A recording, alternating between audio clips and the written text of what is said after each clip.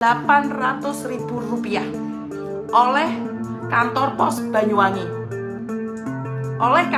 Banyuwangi. Klarifikasi Kemenku soal celana dalam 100 ribuan rupiah kena bea cukai 800 ribu rupiah. Ternyata salah data. Viral seorang TKI yang mengirimkan paket berisi celana dalam seharga 100 ribu rupiah dikenakan biaya bea cukai 800 ribu rupiah. Ini karena Kemenku. TKW bernama Yudi heran lantaran bea cukai dikenakan untuk paket celana dalamnya jauh lebih tinggi dibandingkan harga jualnya sendiri. Lantaran merasa janggal, Yudi menceritakan hal tersebut melalui media sosial. Diketahui unit TKW Hong Kong itu mengirimkan celana dalam seharga Rp140.000 ke Banyuwangi, Indonesia. Namun dikenakan bea cukai masuk sebesar Rp800.000. Yudi juga mengatakan ia telah berusaha menghubungi pihak bea cukai namun tidak mendapatkan penyelesaian masalah. Yudi merasa heran dengan tarif bea masuk dan pajak tersebut.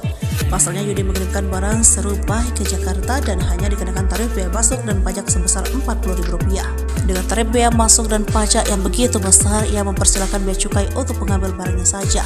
Curhatan Yudi pun menjadi heboh di media sosial. Staf khusus Menteri Keuangan Justinus Prastowo pun menanggapi hal tersebut. Ia mengatakan kejadian tersebut sudah diselesaikan. Ia menyebut bea cukai Juanda dan PT Pos Indonesia telah berkomunikasi dengan Yudi dan penerima barang. Kasus ini sudah diselesaikan dengan baik ya, tulis Prastowo dalam unggahan akun resminya. Tak hanya itu, Justinus mengatakan tingginya tarif bea masuk dan pajak atas celana dalam kiriman Yudi karena kesalahan input data pabean. Di dokumen pengiriman barang, harga dan celana dalam dituliskan dengan dolar dan tidak merinci dolar apa yang dimaksud.